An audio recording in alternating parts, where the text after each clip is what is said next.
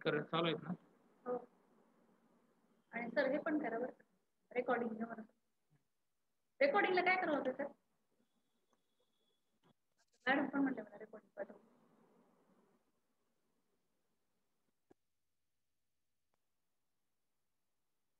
Connect connect speaker काय problem? Add हो कवी.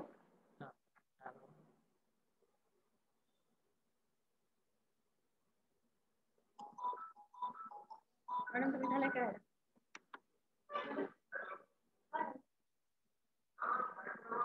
संपलेला आहे. संपलेला आहे संपलाय. हा हॅलो. हो आहे ना. 150 रुपये किलो.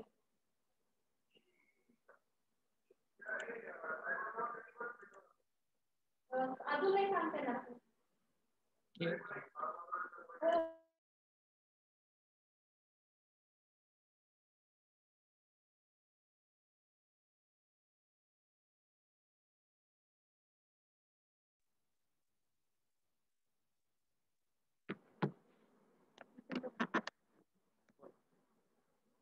काय म्हणत हॅलो म्हणू का? Hello hello hello.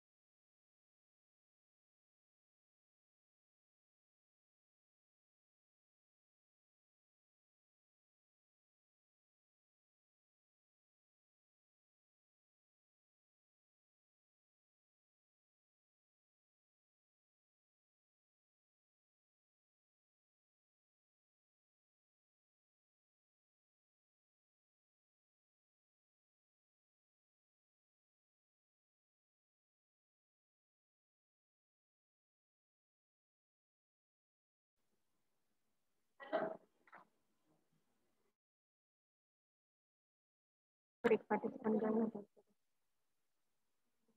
Hello sir, participant join होत आहेत. कोसळीकर सर.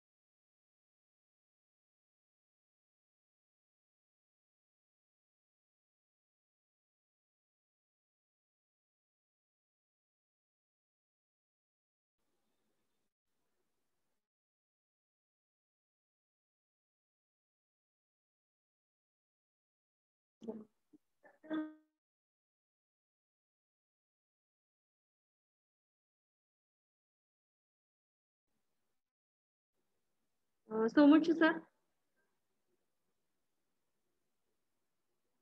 सर 12 जण आहेत, तर सुरू करू का थांबू थोडा वेळ?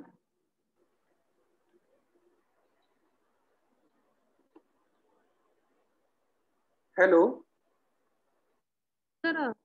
हा कौसडीकर सर. सर आवाज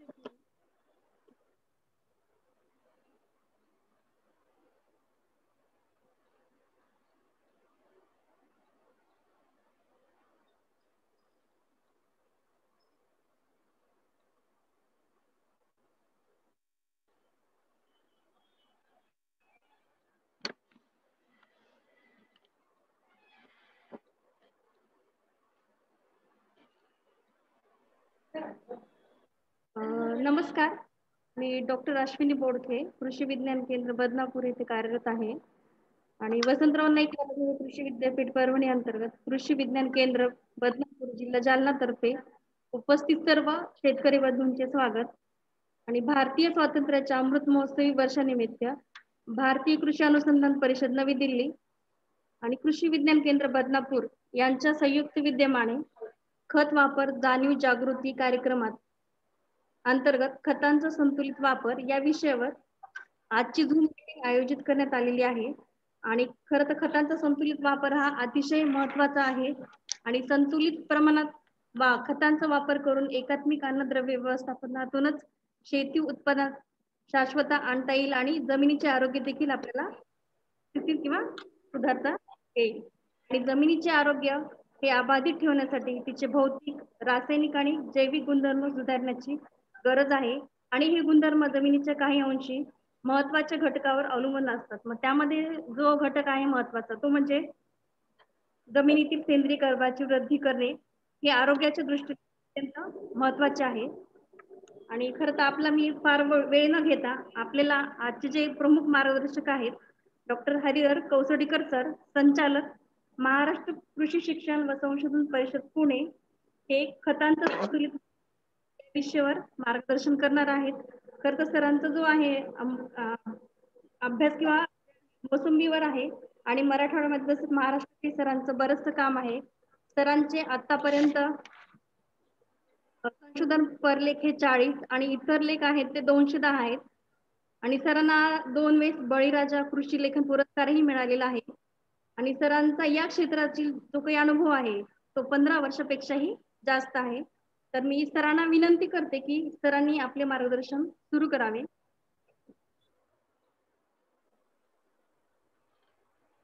धन्यवाद मॅडम. माझा आवाज येतोय का व्यवस्थित?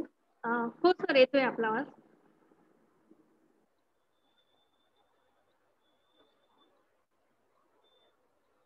मला को होस्ट करा, म्हणजे स्क्रीन शेअर करता येईल प्रेझेंटेशन.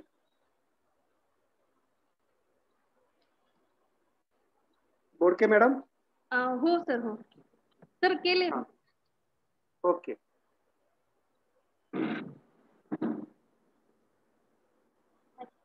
काय करायचं कसं करायचं इथून म्हणजे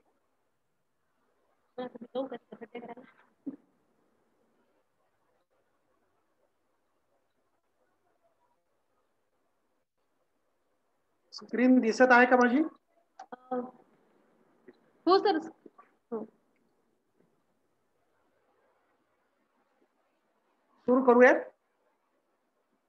हो हो.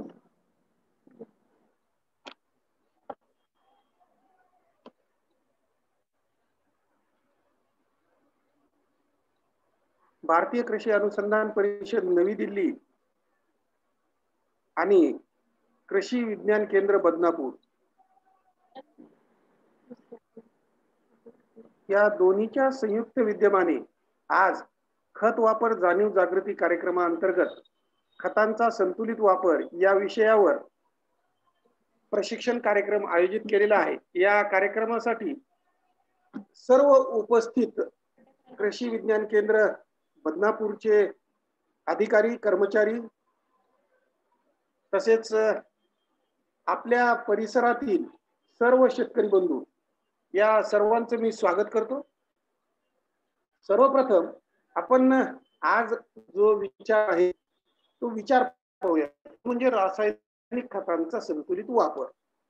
आता याच्या पाठीमागची पार्श्वभूमी किंवा भूमिका काय आहे, का एवढ्या मोठ्या प्रमाणावर भारताच्या अमृत महोत्सवी वर्षानिमित्त, म्हणजे भारताला स्वातंत्र्य मिळून 75 वर्ष पूर्ण होत आहेत. पुढच्या ऑगस्ट पर्यंत या सगळ्या मोठ्या प्रमाणात राष्ट्रीय स्तरावर अभियान सुरू केलेलं आहे की जेणेकरून सर्व शेतकऱ्यांना रासायनिक खतांच्या वापराबाबत माहिती मिळावी आणि कशा पद्धतीने रासायनिक खतांचा वापर करावा या दृष्टिकोनातून आपल्याला उत्पादन खर्च कमी करता येईल, तसेच आपली उत्पादकता देखील वाढवता येईल. आता प्रश्न आहे की शाश्वत शेती म्हणजे काय, की वर्षानुवर्षे जो आपण शेती करत आहोत त्याला व्यवसायाचं स्वरूप प्राप्त झालं आहे.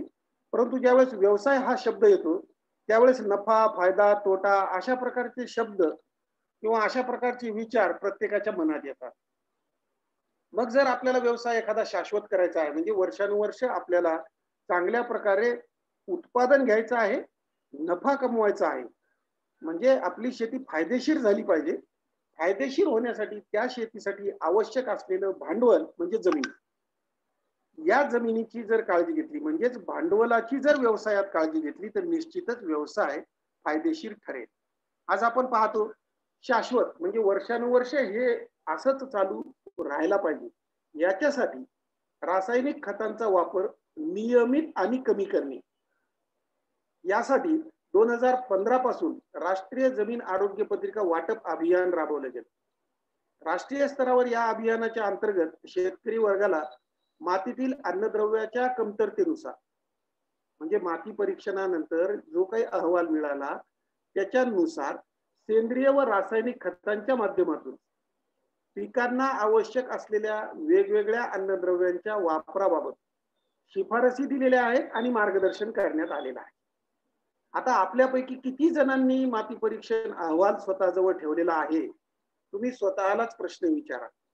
आपण जी काही रासायनिक खतं देतो ती माती परीक्षण अहवालानुसार देतो का, हा दुसरा प्रश्न. जर हे दोन्ही आपल्याकडे नाही तर आपल्या गावाचा जो जमीन सुपीकता निर्देशांक शासनाने तयार केलेला आहे, जो की तुमच्या कृषी सेवा केंद्र किंवा ज्या ठिकाणाहून तुम्ही निविष्ठा खरेदी करता त्या ठिकाणी उपलब्ध आहे, तो तुम्ही पाहिला आहे का? तुमच्या ग्रामपंचायत मध्ये देखील नोंद आहे, पंचायत समितीत नोंद आहे, जिल्हा स्तरावर नोंद आहे, तालुका कृषी अधिकाऱ्याला विचारू शकता. म्हणजे आपण याबाबत जागरूक असावं यासाठी हा सगळा खटाटोप चालू आहे. कारण 2016 मध्ये कृषी उत्पादकतेवर संशोधन करणारी राष्ट्रीय उत्पादकता परिषद ही शासकीय संस्था आहे. यांच्या मूल्यांकनानुसार जमीन आरोग्य पत्रिकेतील शिफारशीनुसार खतांच्या वापरामुळे देशात रासायनिक खते वापरात 8 ते 10% घट झाली आहे. आपल्याला वाटतं हे 8 ते 10% म्हणजे काहीच नाही, परंतु मित्र हो, देश पातळीवर ज्यावेळेस आपण विचार करतो त्यावेळेस हा आकडा खूप मोठा आहे. यासोबतच असं लक्षात आलेलं आहे की उत्पादनात देखील 5 ते 6% वाढ झालेली आहे. बचत झालेली आहे, म्हणजे जे तुम्ही विनाकारण टाकत होता, कमी केलेलं नाही आपण खत, अनावश्यक खतांचा वापर जो होत होता त्यामध्ये बचत झालेली आहे. म्हणजे आपला उत्पादन खर्च कमी झालेला आहे आणि उत्पादनातच आपली वाढ झाली. तुम्ही म्हणाल खत कमी केल्यावर उत्पादन कसं वाढेल? तर मित्रहो, आपण जी खतं टाकतो ती सर्व अन्नद्रव्य असणारी खतं नाहीयेत. एक तर नत्र स्फुरद पालाश, नाही तर नत्र आणि स्फुरद, नाही तर स्फुरद आणि पालाश, किंवा 2 किंवा 3 किंवा 4 इतक्या प्रकारचे अन्नद्रव्य त्या खतामध्ये आहेत. असं एकही अजून जगात रासायनिक खत नाही की ज्याच्या माध्यमातून पिकाला आवश्यक असलेली सर्वच्या सर्व अन्नद्रव्य दिली जातील. परंतु सेंद्रिय पदार्थ एक असा घटक आहे, म्हणजे झाडाचं साधं पान याचा जरी तुम्ही विचार केला तर त्यामध्ये सर्वच्या सर्व पिकांना आवश्यक असणारी अन्नद्रव्य उपलब्ध स्वरूपात संतुलित प्रमाणात आहेत.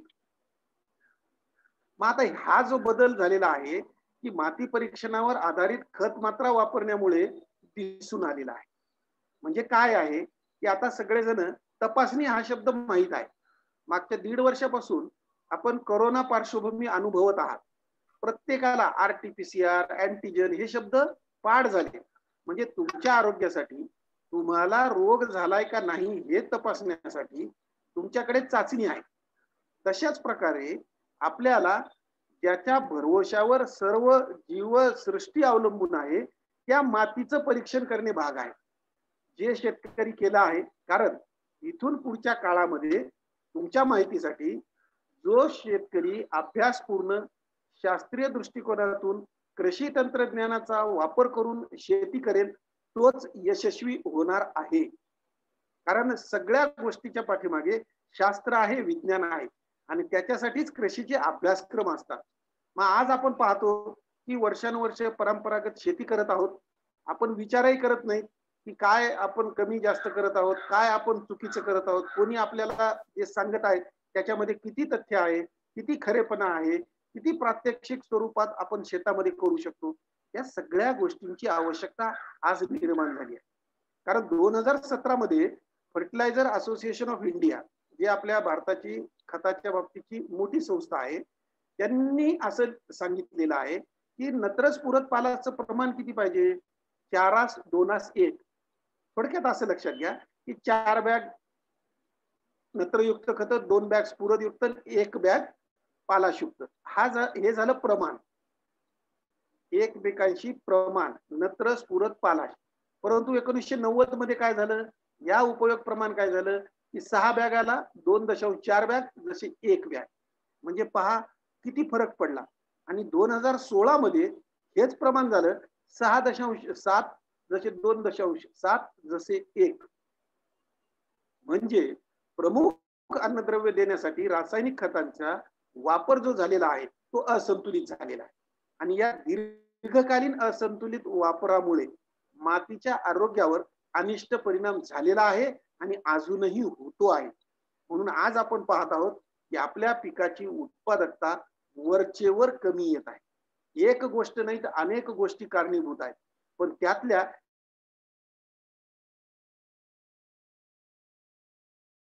त्या तुमच्या समोर मांडल्या आहेत. म्हणजे काय की एकाच पिकाची एकाच क्षेत्रामध्ये लागवड कर. तुम्ही म्हणाले आमच्या हवामानात हेच पीक येतं, आमच्या जमिनीत हेच पीक येतं, पण यासाठी पीक पद्धतीमध्ये बदल, पिकांची फेरपालट, आंतरपीक पद्धती, मिश्र पीक पद्धती, या सगळ्या पद्धती होत्या, पण आता त्या कालबाह्य ठरत आहेत. परत आपल्याला त्या पद्धतींकडे वळायचं आहे. कारण एक पीक एकाच थरातून जमिनीच्या अन्नद्रव्य उपसा करत जातं आणि ते अन्नद्रव्य एकाच थरातून घेतल्यामुळे त्याच जमिनीत तेच पीक लावलं तर पुन्हा अन्नद्रव्य पिकाला मिळत नाही. म्हणून तुम्ही स्वतः तुमच्या सोयाबीन, कापूस, तूर, मूग, उडीद कोणतं जे पीक घेतात त्याचा अभ्यास करा. मागच्या 3 वर्षाचं तरी आठवेल आपल्याला की 6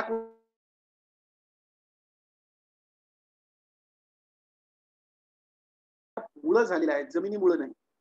आपण बरेचदा हलक्या जमिनीत देखील काही पिकांची लागवड करतो आणि उत्पादन येत नाही म्हणून सांगतो. पण त्या जमिनीत त्या पिकाची शिफारस केलेली नाही. हे फार महत्वाचं आहे. आपल्याकडच्या जमिनीचे प्रकार वेगवेगळे आहेत. कोणत्या जमिनीत कोणते पिकं घ्यावे म्हणजे फायदेशीर ठरतील हे सुद्धा शिफारस केलेलं आहे. त्याचा वापर करा. आज पाहायला गेलं तर हवामानात सतत बदल होत आहेत. पाऊस अनियमित पडतो. 86% क्षेत्र आपलं कोरडवाहू आहे.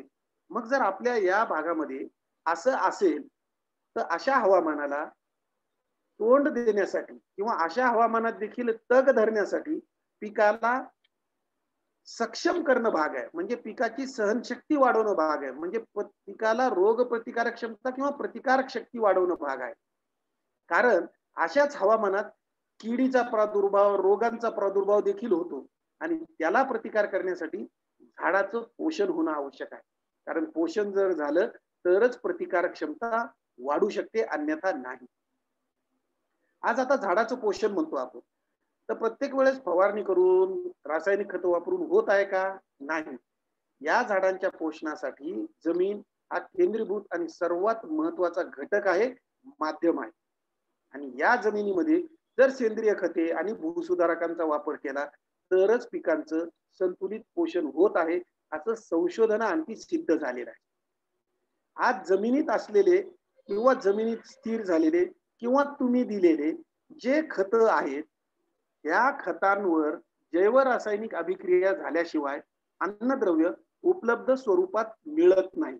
आणि हे मिळण्यासाठी जैविक खत वापरायला पाहिजे. का वापरावं लागत आहे? कारण आपल्या जमिनीत ते जीवाणू सध्या नाही. का नाही? तर त्याला अनेक कारण आहेत जे तुम्ही पाहता. मग हे नाही आपण काही कुठेही बाहेर तयार केलेलं नाही. जमिनीतलेच जीवाणू घेतले आणि त्याला प्रयोगशाळेमध्ये वाढवलं, म्हणजे त्यांची संख्या वाढवली. एकाच्या ठिकाणी 1000 केली, 1000च्या ठिकाणी 10 लाख केली आणि ते परत तुम्हाला देत आहोत कल्चरच्या स्वरूपात, जैविक खताच्या स्वरूपात, जे बियांना बीज प्रक्रियेच्या माध्यमातून लावून मुळांच्या सानिध्यात जी जमीन आहे, मुळांच्या सानिध्यात जी जमीन आहे त्या जमिनीमध्ये अन्नद्रव्य उपलब्ध करण्यासाठी मदत होते. पण आपण वापरतो का? आपल्याला वाटतं हे स्वस्त आहे, आज कृषी विज्ञान केंद्रामार्फत देखील दिल्या जातं. पण तुम्हाला वाटतं की याचा काही उपयोग होत नाही, हे कोणी लावा, सगळी घाई असते. म्हणजे आपलीच चूक आहे. आज तर बरेचदा असं म्हणलं जातं की निग्लेक्ट ऑफ फार्मर्स हे एक महत्वाचं कारण आहे कृषी उत्पादकतेसाठी. मग आपण तुम्ही स्वतः पहा. असं नाही हे सर्वसाधारण नसतं. प्रत्येक नियमाला जसा अपवाद आहे तसं जे शेतकरी चांगल्या पद्धतीने उत्पादन घेत आहेत त्यांना तुम्ही फक्त विचारा की तुम्हाला काय येत आहे. ते सांगतील की आम्ही हे सगळं करतो. रासायनिक खतांची चुकीची आणि अवेळी मात्रा दिली तर फक्त खर्च होतो आणि समाधान होतं, पण पिकाचं पोषण होत नाही. जमिनीवर देखील अनिष्ट परिणाम होतात. आज फक्त नत्र, स्फुरद, पालाश या खतांचा वापर करतो आपण. सल्फर, गंधक याला दुय्यम अन्नद्रव्य जरी म्हणतो, आता प्रथम अन्नद्रव्य म्हणून मान्यता मिळाली आहे कारण त्याचं महत्व. पण त्याचा वापर करतो का? आता बॅग देखील तुम्ही पहा, 20-20-0-13 किंवा 00-50-18 हे चौथा आकडा जो आहे तो गंधकाचा आहे. म्हणून दुय्यम अन्नद्रव्यांचा वापर. आज फळबागा आणि भाजीपाला याच्यासाठी कॅल्शियम, मॅग्नेशियमचा वापर हे सिद्ध झालेलं आहे की या अन्नद्रव्यांचा वापर केला तर निश्चितच चांगलं दर्जेदार अपेक्षित उत्पादन आपल्याला मिळतं.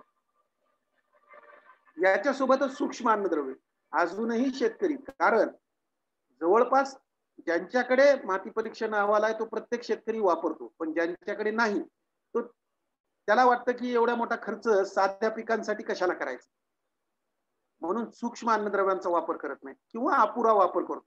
10 किलो सांगितलं तर 2 किलो टाकतो, त्यानं पूर्ण गरज भागत नाही. आता हे सगळं असं झाल्यामुळं पिकाचं जर पोषण चांगलं नाही झालं तर पिकावर जैविक आणि अजैविक घटकांचा ताण येतो आणि ताण आल्यानंतर काय होतं हे आपण मागच्या 1.5 वर्षापासून अनुभवत आहात. जसं आपल्यावर तसं जमिनीवर आणि पिकावर जमीन देखील सजीव आहे आणि या जमिनीवर इतर पृथ्वीवरील सजीव सृष्टी जसे सूक्ष्मजीव, वनस्पती, मानव प्राणी आणि पशुधन अवलंबून आहे. वनस्पतीने तयार केलेल्या अन्नावर पहा तुम्ही रिलेशन एकमेकांशी सगळं गुंतत आहे. वनस्पतीने तयार केलेल्या अन्नावर जमीन, सूक्ष्मजीव, पशुधन आणि मानव प्राणी अवलंबून आहे. केवळ वनस्पती स्वतःचं अन्न स्वतः तयार करू शकते, आपण कोणीही नाही. म्हणून आपल्याला जर जमिनीचं पोषण करायचं असेल, जमीन सजीव ठेवायचं असेल, तर सजीवाला काय लागतं? हवा, अन्न आणि पाणी. या गोष्टींची उपलब्धता केलीच पाहिजे. कारण पिकाला जे तणामुळं, रोगामुळं, किडीमुळं, अन्नद्रव्य कमतरतेमुळं, जमिनीच्या परिस्थितीमुळं, जास्त तापमान कमी तापमानमुळं, जास्त पाणी कमी पाणीमुळं जो ताण पडत आहे, त्याच्यामुळं दर्जेदार उत्पादन होत नाही. उत्पादनाचा दर्जा पण नाही आणि उत्पन्न पण. आज पाहायला गेलं तर जमिनीचे प्रकार आपल्या भागात जे आहेत ते 3 प्रकार आहेत. ज्याच्यामध्ये हलक्या जमिनी, मध्यम जमिनी, भारी जमिनी आपण म्हणतो. या तीनही प्रकारच्या जमिनीत 6 ते 8 अन्नद्रव्यांच्या कमतरता आहे. सेंद्रिय कर्बाचं प्रमाण वेगवेगळं आहे. चुनखडीचं प्रमाण वेगवेगळं आहे. या तीनही जमिनीचा सामू कमी अधिक प्रमाणात वेगवेगळा आहे. मग हे सगळं जर वेगळं असेल तर एकच उपाय, एकच व्यवस्थापन, एकच नियोजन, एकच औषध कामी येणार नाही. म्हणून आपल्याला माती परीक्षण करणे खूप आवश्यक होतं. राष्ट्रीय स्तरावर हे अभियान राबवलं गेलं. मागच्या 8 वर्षापासून आपण पाहत आहोत. म्हणून हे सगळे निष्कर्ष आपल्याला दिसत आहेत. पण आपण मित्र हो अजूनही माती परीक्षण करून घेतलेलं नाही. कृषी विज्ञान केंद्र, कृषी महाविद्यालय, कृषी विद्यापीठे, खाजगी प्रयोगशाळा, शासकीय प्रयोगशाळा, जिल्हा स्तरावर प्रयोगशाळा हे सगळं उपलब्ध आहे. फक्त आपण जाऊन माती परीक्षण करणे आणि आपल्या मातीचे गुणधर्म माहीत करून घेणे भाग आहे. तरच या सगळ्या पुढच्या गोष्टीला अर्थ आहे. पण हे ज्यांनी केलं नाही त्यांनी नेमकं का करावं याच्यासाठी आज आपण ही चर्चा करत आहोत. कारण जमीन हा नैसर्गिक ठेवा आहे. निसर्गाकडून मिळालेला जो अनमोल ठेवा आहे. आपण आपल्या घरात माती तयार करू शकत नाही. निसर्गाला 300 ते 500 वर्ष काम करावं लागलं. त्यावेळेस जमिनीचा 1 इंच थर तयार झालेला आहे आणि तेवढ्या त्या थरामध्येच सगळी जादू आहे. आज पाहायला गेलं तर त्या थरामध्ये सूक्ष्मजीव आहेत, त्या थरामध्ये सेंद्रिय कर्ब आहे, त्या थरामध्ये हवा पाणी आहे, त्या थरामध्ये उपलब्ध स्वरूपात अन्नद्रव्य आहे. आणि हेच अन्नद्रव्य जी पुरवठा करण्याची क्षमता असते त्याला आपण जमिनीची सुपीकता म्हणतो. आणि मागील 40 वर्षात हीच सुपीकता कमी होत आहे. अजूनही शेतकरी जमिनीच्या सुपीकतेकडे दुर्लक्ष करतात. आणि आपल्याला माहित झालं आहे की जमीन सुपीक नसल्यास संतुलित पीक पोषण होत नाही. कारण दर्जेदार आणि अपेक्षित कृषी उत्पादनासाठी जमिनीचं आरोग्य राखणे आणि संतुलित पीक पोषण करणे यास आता तरी पर्याय. कारण खूप संकरित सुधारित वाहनं वापरले, खूप औषधांचा वापर केला, रोग थांबवले, किडी थांबवल्या, तणनाशकांचा वापर केला, वेगवेगळ्या प्रॅक्टिसेस वापरत आहोत, तरीही आपलं उत्पादन वाढत नाही. आणि आलेलं उत्पादन हे पूर्ण चांगलं नसतं. चांगल्याचा अर्थ काय? बरेच जण म्हणतील दर्जा काय म्हणतात सर? अहो जेवढं काही तुम्ही उत्पादन घेतात त्याच्यातलं किती टक्के अदर्जाचं आहे? चांगला भाव हा अदर्जाचा. म्हणजे सोयाबीन घेतलं, नंबर 1 सोयाबीन फक्त तुमच्याकडे जर 6 क्विंटल झालं तर 4 क्विंटल चांगला असतं आणि 2 क्विंटल ब किंवा क दर्जाचा असतं. कापसाची देखील परिस्थिती, पहिले जे बोंड आलेले आहेत ते नंबर 1 कापूस, नंतरच्या बोंडाचं या प्रमाणात तसं नसतं. त्याला जोर, त्याला कस, त्याला ताकद असा आपण शब्द वापरतो. त्यालाच आपण वेगळ्या भाषेमध्ये दर्जा असा शब्द म्हणतो. म्हणजे दर्जेदार सगळंच उत्पादन पाहिजे. शेंगा भरणे, सगळ्या दाण्यांचा आकार आणि वजन सारखं पाहिजे. होतं का तसं? नाही. म्हणून उत्पादन कमी येतं आपल्याला. आणि आता जर आपण याची दखल नाही घेतली तर सुपीकता ह्रास झालेल्या जमिनीत पिकं घेणं किंवा उत्पादन घेणं अवघड होणार आहे. आज जमिनीचे जे विविध भौतिक, रासायनिक, जैविक गुणधर्म आहेत त्याच्यावर सुपीकता अवलंबून असते. कोणते गुणधर्म आहेत? जमिनीचं तापमान आहे. विचार करतो का आपण? जलवाहकता आहे. एका ठिकाणाहून दुसऱ्या ठिकाणी पाणी जमिनीत फिरणे. जलधारण क्षमता आहे. बखाड पडली, पावसात ब्रेक आला तर त्या काळामध्ये जमीन कोरडी होण्याच्या ऐवजी जर पाणी धरून ठेवलं असेल आता पाहतो भारी काळ्या जमिनीमध्ये पाणी धरून ठेवण्याची क्षमता जास्त आहे. पण दुसरा एक प्रकार आहे, ते धरून ठेवलेलं पाणी पिकालाही मिळत नाही. मग काही वेळा काय होतं, की हे झाल्यामुळं पिकावर थेट वाईट परिणाम होऊन उत्पादनामध्ये घट येते. आणि पिकं ठराविक कालावधीचे हंगामनिहाय असतात आणि एकदा नुकसान होऊन गेलं की ते भरून काढता येत नाही. मग आपण प्रत्येक वर्षी असा प्रयत्न करत जातो. पण मुळातच जे बेस आहे ते म्हणजे माती, ते म्हणजे जमीन, याला जर सशक्त आणि समृद्ध केलं तर तुम्ही वर्षानुवर्ष शेती करू शकता, दर्जेदार आणि अपेक्षित उत्पादन मिळवू शकता आणि शेती फायदेशीर ठरू शकते असं ठामपणे तुम्ही सांगू शकता. आज जमिनीचा सामून, सेंद्रिय कर्बाचं प्रमाण, मुक्त चुनखडीचं प्रमाण, हे जे गुणधर्म आहेत याच्यामुळं पीक पोषक अन्नद्रव्यांवर उपलब्धतेवर वाईट परिणाम होतो. कर्ब कमी म्हणजे अन्नद्रव्य कमी, चुनखडी जास्त म्हणजे अन्नद्रव्याची उपलब्धता कमी, जमिनीचा सामू जास्त म्हणजे अन्नद्रव्य असून उपलब्ध होत नाही. असा प्रकार जर होत असेल तर आपल्याला जमीन सुपीक राहणार नाही आणि उत्पादन मिळणार नाही. म्हणून आपण म्हणतो की जमिनीला सशक्त आणि समृद्ध करा, जमिनीचं पोषण करा. आता तुम्ही म्हणाल की तुम्ही खताचं सांगणार सर, तर खतं वापरायची गरज कधी पडते जर जमिनीत मिळत नाही तर, आणि जमिनीत जर सगळं असेल तर खतं वापरावं लागणार नाही. म्हणून रासायनिक खतांचा जो वापर आहे, संतुलित म्हणा किंवा कार्यक्षम म्हणा किंवा कमी वापर, या सगळ्या गोष्टी जमिनीशी निगडीत आहे. म्हणून जमिनीची सुपीकता जर टिकून ठेवायची तर जमिनीत जे काही सूक्ष्मजीव आहे ज्याच्यामुळे जमिनीला जिवंतपणा आहे, सजीवपणा आहे, त्यांची संख्या आणि कार्यक्षमता योग्य पाहिजे. आज तुम्ही पहा गांडुळाची संख्या तुमच्या जमिनीत किती आहे. आपण शाळेमध्ये शिकलेलो आहोत की गांडूळ हा शेतकऱ्याचा मित्र आहे. आता याच्यावर तुम्हाला सगळं लक्षात येईल. परंतु आहेत का आपल्या जमिनीत? नाही. म्हणजे जमिनीचा सजीवपणा जर टिकून ठेवला तरच सुपीकता आणि उत्पादन क्षमता टिकून राहणार आहे. पाहायला जा, आपल्या भागामध्ये 1 बाय 1 मीटर मध्ये एक तरी गांडूळ पाहिजे. जी कडधान्य पिकं तुम्ही घेता कोणतीही घ्या, ते उपटून पहा त्याच्या मुळावर गाठी किती आहेत. त्या मुळावर गाठी म्हणजे दुसरं तिसरं काही नसून सूक्ष्मजीव आहेत. ज्यांनी बीज प्रक्रिया केली त्यांच्या मुळावर भरपूर प्रमाणात त्यांच्या गाठी दिसून येतील, नत्र कमी लागेल, उत्पादन जास्त होईल. पिकावर पावसाचा कालखंड जरी लांबला तरी वाईट परिणाम होणार नाही, वाढ आणि विकास चालू राहील. म्हणजेच संतुलित पोषण जर करायचं असेल तर जमीन हेच केवळ माध्यम आहे. असा कुठलाही शेतकरी नाही, तज्ञ नाही, शास्त्रज्ञ नाही, कितीही मोठा माणूस असू द्या, सगळे अन्नद्रव्य ऍट ए टाइम पिकाला देऊ शकायला दुसरा मार्ग नाही. जमिनीशिवाय पर्याय नाही. म्हणून आपल्याला जमिनीचं आरोग्य राखायचं. आता काय समस्या निर्माण झाल्या ज्यामुळं या जमिनीच्या बाबत किंवा खतांच्या वापराबाबत आपल्याला जागरूकता निर्माण करावं लागत आहे. एक पीक पद्धतीचा अवलंब, एकाच थरातून अन्नद्रव्याचा उपसा होतो, असमतोल होतो. सेंद्रिय कर्ब जमिनीत कमी झालेला आहे कारण वर्षानुवर्ष आपल्याकडचं पशुधन आपण कमी केलेलं आहे. सेंद्रिय कर्ब आपण शेणखत आपण वापरत नाही, गावरान खत आपण वापरत नाही, कुठल्याही प्रकारे पिकांचे अवशेष कुजवून आपण जमिनीत टाकत नाही. असलेलं सेंद्रिय कर्ब वातावरणामधले असलेलं तापमान 40 डिग्री पेक्षा जास्त आहे, जास्त कालावधीसाठी आहे. त्याचं विघटन होऊन कार्बन डायऑक्साईड मध्ये रूपांतर होतं. म्हणून सेंद्रिय कर्ब सतत आहे. प्रत्येक शिफारस पहा, माती परीक्षण अहवाल, विद्यापीठ दैनंदिनी, प्रत्येक शास्त्रज्ञ तुम्हाला सांगतो सेंद्रिय पदार्थ किंवा सेंद्रिय खत आणि मग रासायनिक खत, अशी ती शिफारस. आज तुम्ही पहा, कोणताही तुम्हाला डॉक्टर नुसत्या गोळ्या देईल ना, मग सकाळ दुपार संध्याकाळ एक एक मोठी गोळी, जेवढं ज्या शरीराला वजनानुसार लागतं, कामानुसार लागतं, ती तयार करायला पाहिजे. का जेवण करतो आपण? नाही. म्हणून आपल्याला सेंद्रिय कर्ब हे जमिनीचं पोषण करण्यासाठी आवश्यक आहे.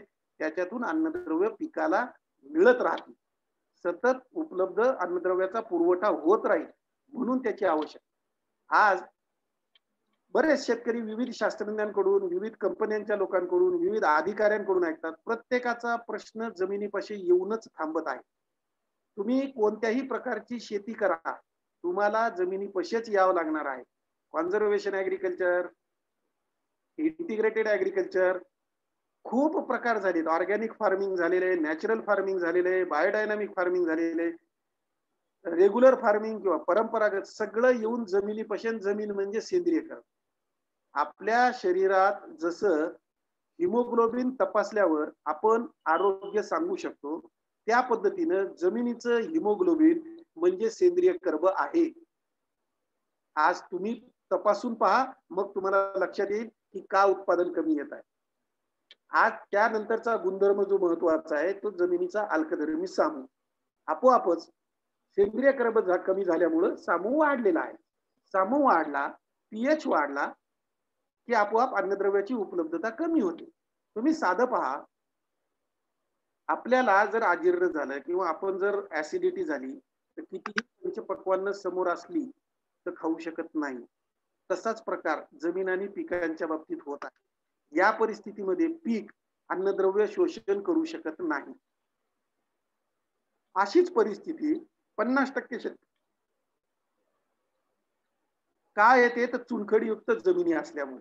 म्हणजे चुनखडीयुक्त जमिनीमुळे देखील अन्नद्रव्यांची उपलब्धता कमी होते आणि दाहक परिणाम प्रत्येकाला माहिती. चुना पाणी एकत्र बाहेर करून पहा, बोर्डो मिक्सचर तयार करताना शेतकऱ्यांना उष्णता तयार होते.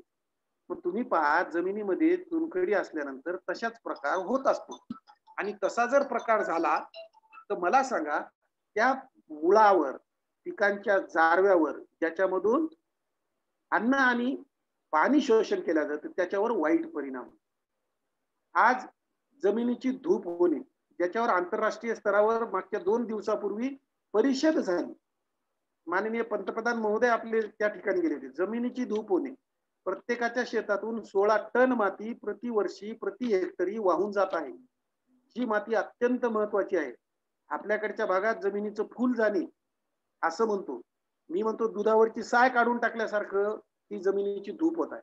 वरचा जो थर आहे ज्याच्यामध्ये सगळंच महत्वाचं आहे, तो जर निघून गेला तर उत्पादन होणार आहे का? नाही. आणि वर्षानुवर्ष मग आपला गाळ म्हणून वाहून जातो, गाळ आपण आणून आपल्या जमिनीवर टाकतो. पण त्यावेळेस अनेक असे चुकीचे पदार्थ त्यामध्ये मिसळले जातात, ज्या अभिक्रिया होऊन आपली जमीन खराब होऊ शकते. हे देखील फार महत्वाचं. म्हणून धूप होऊच द्यायची.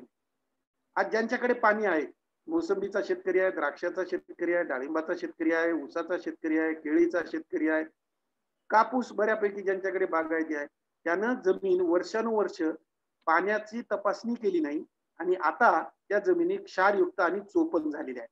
आता त्याला दुरुस्त करायला, म्हणजे 1 वर्षात खराब झालेली जमीन 3 वर्ष लागतात दुरुस्त करायला. याच्यावरून तुम्ही अभ्यास करा, पुढची परिस्थिती आपल्यावर काय आहे. कारण संतुलित पीक पोषणाचा पिकांच्या वाढ आणि विकासावर जो परिणाम होतो तो फार महत्वाचा आहे. पहिलवानाला जे खुराक लागतो आपल्यापेक्षा जास्त लागतो आणि आपण जे रोज साधारण काम करतो त्याचा खुराक कमी.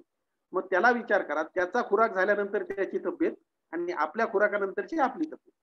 वाढ आणि विकास, संतुलित पोषण करा, योग्य वाढ आणि योग्य विकास होऊ द्या. अनेक अडचणी ज्या पिकाला होतात त्या आपल्याला होत आहेत, आपण अनुभवत आहोत. तुम्ही स्वतः तुमच्या शरीरात काही कमी जर असेल तर तुमचं अन्न पिकच आहे. अन्नधान्य तुम्ही पिकापासून घेता. आडात नाही म्हणून पोहऱ्यात येत नाही, तसं जमिनीत अन्नद्रव्य नसेल तर तुम्हाला मिळणार नाही. कारण आता हे सिद्ध झालेलं आहे की ज्या काही समस्या निर्माण झालेल्या आहेत त्या सतत अधिक उत्पादन देणाऱ्या सुधारित आणि संकरित बियाणांचा तुम्ही वापर केल्यामुळे झाल्या. म्हणजे जास्तीत जास्त घेण्याची प्रवृत्ती. याच्यासाठी तुम्ही जी रासायनिक खतं वापरले ते गणित करून वापरले नाहीत. बॅग आणल्या आणि टाकल्या. बॅग म्हणणारा शेतकरी अजूनही अडाणी म्हणायला हरकत नाही. त्यानं किलो मध्ये बोललं पाहिजे, मी इतका किलो युरिया आणला, इतका किलो युरिया टाकला किंवा इतकं किलो नत्र पिकाला दिलं तर आपल्यात सुधारणा होणार आहे. सिंचन पद्धती आपण म्हणतो की वापसा परिस्थिती सतत असावी, पण आहे का? नाही. माहित आहे हे शेतकऱ्याला, माहित नाही असं नाही, पण शेतकरी करत. अनियंत्रित सिंचन पद्धती हे देखील एक कारण आहे की ज्याच्यामुळे जमिनी खराब होत आहेत. आणि जमिनी खराब होण्यासोबतच आपण खाऊपिऊ जर घातलं तर तेही आपण करत नाही. म्हणजे सेंद्रिय खते किंवा भूसुधारक ते वापरत नाही, म्हणून ज्या तुम्हाला 7-8 समस्या सांगितल्या त्या निर्माण झालेल्या आहेत. याचा परिणाम काय झाला की हमखास शाश्वत उत्पादन तुम्हाला मिळत नाही. छाती ठोकपणे आपण सांगू शकत नाही की सोयाबीन मला दर एकरी 10 क्विंटल होईल. एकदा 6 होतं, एकदा 5 होतं, एकदा 4 होतं, एकदा 3 होतं, असं चालूच आहे. एकदा 12 पण होतं. असं नाही की कमीच प्रत्येक वेळेस होणार आहे. पण 12 का झालं हे तुम्ही विचार करा, तर मग म्हणता तुम्ही हवामान चांगलं होतं म्हणून झाला, योग्य वेळेला पेरणी केली म्हणून झालं. पण त्या योग्य वेळेला पेरणी, हवामान, पाऊसमान चांगलं म्हणजे जमिनीत असलेले अन्नद्रव्य योग्य पद्धतीने मिळणे, हे सगळ्यात मोठं आहे. आणि हे छोट्या छोट्या गोष्टी असतात, त्या गोष्टीकडे आपण लक्ष दिलं पाहिजे. वरचेवर उत्पादन वाढवण्यासाठी अधिकाधिक आणि असंतुलित खतांचा वापर आपण करत आहोत. त्यामुळे आपला उत्पादन खर्च वाढत आहे. अनेक अडचणी निर्माण होत आहेत, ज्या तुम्हाला स्थानिक स्तरावर माहीत आहेत. त्या होऊ नये, कारण आपल्याला जर शास्त्रीय दृष्टिकोन माहीत झाला की खतं किती वापरायचे, तर बाकीच्या अडचणी दूर होतील. म्हणूनच हे सगळं अभियान चालू आहे की रासायनिक खते वापरास जो सध्या प्रतिसाद मिळत आहे तो फार कमी आहे. सुरुवातीला 1 किलो नत्र स्फुरद पालाश टाकलं तर 13.4 किलो उत्पादन वाढत होतं. आज जमीन तेचे, माणूस तेचे, खतं तेचे, पैसे जास्त झालेले आहेत, म्हणजे भाव जास्त झालेला आहे त्या खतांचा, तरी देखील तेवढंच खत टाकून आज फक्त 3.7 किलो उत्पादन वाढत आहे. म्हणजे पहा, याला म्हणतो आपण खते वापरास अपेक्षित प्रतिसाद नाही. म्हणून आपल्याला रासायनिक खतांचा संतुलित वापर, रासायनिक खतांचा जमीन सुपीकता निर्देशांकानुसार वापर, हे शब्द आज तुमच्या कानावर पडत आहे. कारण जमिनीतील अन्नद्रव्यांच्या कमतरतेमुळे पिकांचे, पर्यायानं पशुधन आणि मानवाचे संतुलित पोषण होत नाही, हे सिद्ध झालेलं आहे. आज तुम्ही पहा, टीव्हीवर पाहत आहात, व्हॉट्सअपवर पाहत आहात की आपली रोगप्रतिकारक क्षमता वाढवण्यासाठी तुम्ही प्रोटीन्स खातात, विटॅमिन सी खातात, झिंक खातात. आता हे तिन्ही काय आहे? प्रथिने कशापासून मिळतात? डाळीपासून. विटॅमिन सी कशापासून मिळतात? फळांपासून. आज झिंक कुठून मिळणार आहे? स्वतः मिनरल आहे, सूक्ष्म अन्नद्रव्य आहे, जमिनीत असतं. ते सगळ्यात तृणधान्यामध्ये येतं, अन्नधान्यामध्ये असतं. पण हे नाही, कारण जमिनीत कमी आहे, असलं तरी उपलब्ध नाही. म्हणून त्याचा वाईट परिणाम आपल्यावर झालेला आहे. जनावरांच्या किंवा पशुधनांच्या बाबतीत तुम्ही पहा, ज्यांच्याकडे आहेत त्यांना माहित आहे, ज्यांच्याकडे नाही त्यांना लक्षात येणार नाही. पण स्वतःवरून ते विचार करू शकतात. आज काय करायचं मग? चला, सगळं मान्य झालं तुम्हाला, आता पुढे काय? पुढे असं आहे की जे 4 घटक जमिनीचे आहेत ते संतुलित प्रमाणात असावेत, किंवा तुम्हाला प्रमाण दिलंय असं जर असेल तर काहीच करू नका, नुसतं बी फेकून द्या, उत्पादन घ्या, मोकळे व्हा. पण असं आहे का? नाही. हवा आणि पाणी संतुलित प्रमाणात पाहिजे, त्याचा समतोल पाहिजे. म्हणजे 25% हवा आणि 25% पाणी, 45% खनिज पदार्थ आहेत, 5% सेंद्रिय पदार्थ आहेत. आहेत का आपल्या जमिनीत? नाहीत. म्हणून हा सगळा खटाटोप आहे, आपल्याला हे सगळं करावं लागत आहे. आणि सेंद्रिय पदार्थ 5% पर्यंत पाहिजेत, एवढे नाहीत. म्हणून ह्युमस पाहिजे तेवढं नाही, जमिनीचा सीएम रेशो बरोबर नाही, जमिनीचा सामू ठीक राहत. कारण मुळं देखील 10% असतात. कोणते असतात? ज्याच्यापासून सेंद्रिय पदार्थ तयार होतो तो जारवा. तो तयार होतो, कमी होतो, तयार होतो, कमी होतो. तुम्ही ज्यावेळेस पीक काढता त्यावेळेस फक्त आधाराची मुळं बाहेर पडतात, पण जारवा हा जमिनीतच राहतो. याच्यासोबत सूक्ष्मजीव असतात. हे आहेत का? त्याचे प्रमाण कमी झालं म्हणून जीवाणू खत वापरावं लागत आहे. हे एकच खूप बोलकं आहे की या प्रमाणात तुमची जमिनीचे घटक असू द्या आणि पाहिजे तेवढं, पाहिजे तितक्या प्रमाणात दर्जेदार उत्पादन तुम्ही घ्या. पण हे असं होत नाहीये. कारण आपण पाहायला गेलो तर हवा आणि पाणी याचा समतोल नसल्यामुळे सेंद्रिय पदार्थातील अन्न आणि खनिज पदार्थातील अन्न हे दोन्ही उपलब्ध स्वरूपात होणे आणि त्या उपलब्ध स्वरूपात झाल्यानंतर पिकांमार्फत घेणे, याच्यासाठी वापसा परिस्थिती आवश्यक आहे. वापसा परिस्थिती असेल तर हे साध्य होतं आणि आपल्याला उत्पादन होतं. कारण पिकांना अन्नद्रव्यांची उपलब्धता होण्यासाठी या वापसा परिस्थितीचं किंवा पाण्याचं महत्व आहे. ज्या वेळेला पाणी नाही त्यावेळेला तुम्हाला पिकावर अन्नद्रव्याच्या कमतरता दिसतात. त्याच्या पाठीमागे हेच कारण आहे. आज जसं सांगितलं की तंतुमय मुळ्या, जारवा याच्यापासून देखील सेंद्रिय पदार्थ तयार होतात. आज हवा, पाणी, सेंद्रिय पदार्थ योग्य असतील तर ही अशी जमिनीखालची पिकं यांची वाढ चांगली होती. भुसभुशीत जमीन आपण शब्द वापरतो, सुपीक जमीन आपण शब्द वापरतो. आणि हे जर असं नसेल तर जमिनी घट्ट होतील, कॉम्पॅक्ट होतील, पोरॉसिटी राहणार नाही आणि या पिकांची वाढ होणार नाही. म्हणजे सेंद्रिय कर्ब जमिनीत किती आवश्यक आहे हे तुम्हाला महत्व लक्षात आलं. यासोबतच हे सेंद्रिय कर्ब जसं प्रत्येक सजीवाला हवा, पाणी आणि अन्न लागतं, तसं या जीवाणूचं खाद्य किंवा अन्न हे सेंद्रिय कर्ब आहे. त्याच्यामुळेच जीवाणूंची संख्या आणि कार्यक्षमता ही योग्य राहणार आहे, अन्यथा नाही. आज वेळोवेळी वर्षानुवर्ष प्रत्येक वेळेस आपल्याला का वापरावं लागत आहे? कारण याची कार्यक्षमता. कारण सेंद्रिय पदार्थाची कार्यक्षमता ही केवळ 20% आहे. 80% विघटन होऊन कार्बन डायऑक्साईडच्या स्वरूपात कार्बन निघून जातो, जमिनीत राहत नाही. म्हणून आपल्याला जी जुनी पद्धत होती, 3 वर्षातून एकदा शेळ्या मेंढ्या बसवणे, 3 वर्षातून एकदा हिरवळीचं पीक घेणे, 3 वर्षातून एकदा सेंद्रिय खत किंवा गावरान खत टाकणे. तुम्हाला माहित असेल आपल्या भागामध्ये सुरुवातीच्या काळामध्ये मूग घेतला जात होतं आणि प्रमुख अन्न जे आपलं होतं ते ज्वारी. मूग कॅच क्रॉप म्हणून घेतलं जात होतं, उत्पादन म्हणून सोडून द्या. मुगासारखं हिरवळीचं खत कुठलंही नाही. नंबर 1 त्याचा वापर आपण केला गेला पाहिजे.